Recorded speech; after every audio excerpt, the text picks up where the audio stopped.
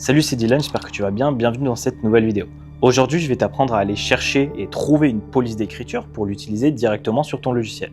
Si tu ne sais pas comment faire, eh bien reste jusqu'à la fin parce que je vais te montrer pas à pas la méthode pour y arriver.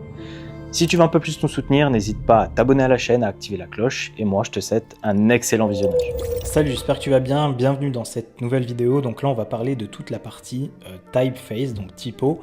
Alors petite précision, la différence entre une typeface et une fonte, elle est très simple. Donc la typeface par exemple ça va être du Montserrat, la fonte ça va être du Montserrat Black en taille par exemple 16. Voilà, ça c'est la différence entre typeface et fonte. Maintenant que ça c'est dit, sur le logiciel Final Cut, comme j'ai dit tout à l'heure, on va pouvoir mettre, alors attends, je vais supprimer cet effet là, on va pouvoir mettre donc des textes. Okay. On va pouvoir les animer, on va pouvoir donc les animer soit avec des images clés, soit avec les paramètres prédéfinis déjà intégrés nativement à Final Cut. Et donc ce qu'on va pouvoir faire, c'est mettre différentes typos. Donc de base, tu as déjà un grand nombre de typos, mais il faut savoir que tu peux en avoir de nouvelles.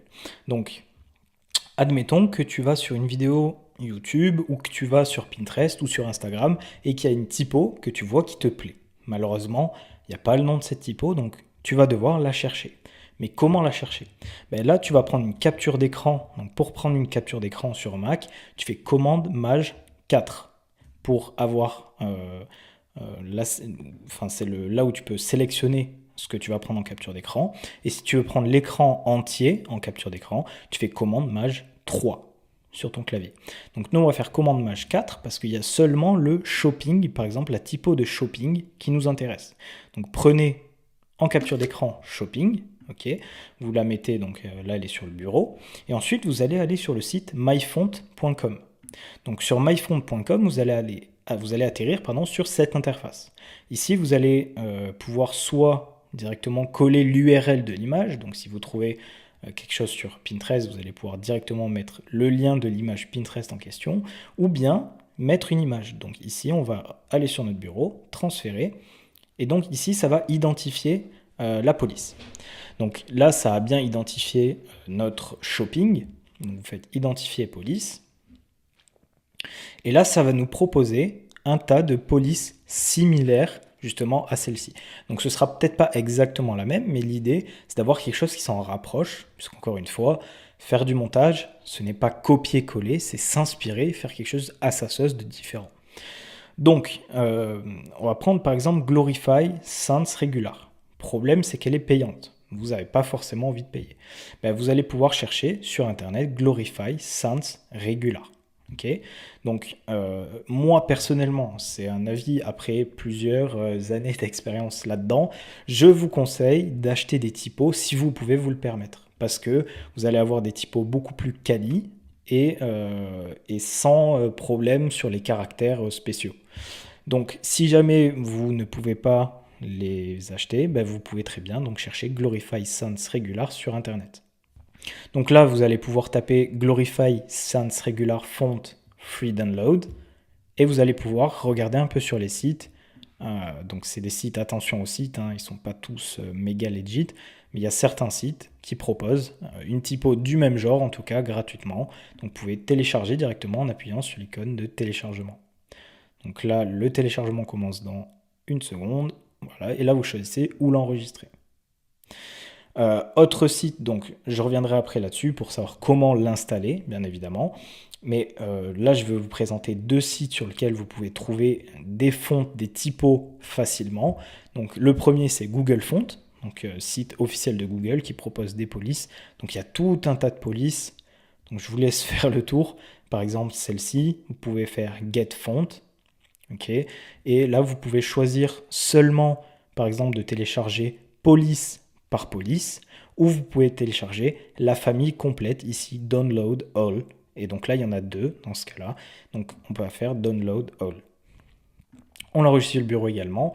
Et le troisième site, donc c'est Dafont, donc dafont.com. Et ici, vous allez avoir donc toutes les catégories, donc fantasy, étrangère, techno, un peu pixel, gothique, basique, calligraphie, écriture, plus style manuel du coup, Donc vous allez avoir tout un tas de fontes différentes. Donc vous allez pouvoir par exemple aller chercher du sans serif. Et par exemple, admettons que Heading Now ou Brown Rosemary vous plaît. Ben, vous allez pouvoir la télécharger.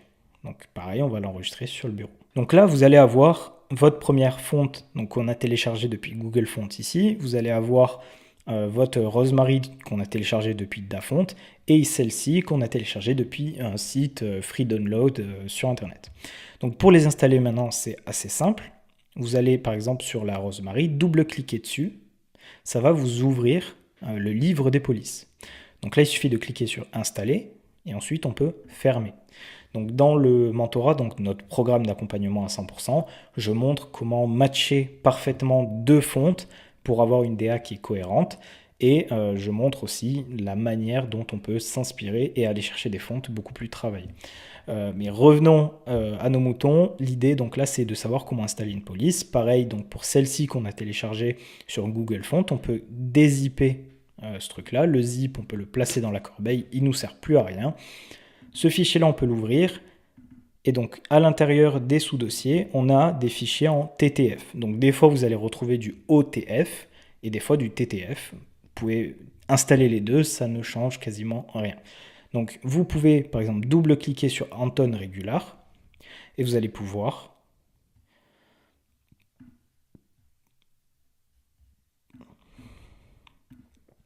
alors ça là, je l'ai déjà. Donc, on va installer Bocor. Hop, vous allez pouvoir installer la police. Et on va installer la dernière, hop, qui est Glorify Font. Celle-ci, vous allez double-cliquer et vous allez pouvoir également installer.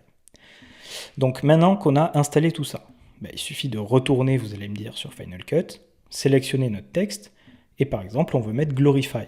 Sauf que quand vous cherchez, elle n'y est pas. C'est normal, il va falloir fermer votre logiciel. Une fois que le logiciel est réouvert, vous allez pouvoir retourner, sélectionner votre texte, et vous allez pouvoir chercher du coup Glorify, et ici vous avez Glorify. Voilà, tout simplement. Donc voilà comment chercher des fontes, les installer. Merci de m'avoir écouté, on se retrouve dans la prochaine vidéo. Ciao, ciao.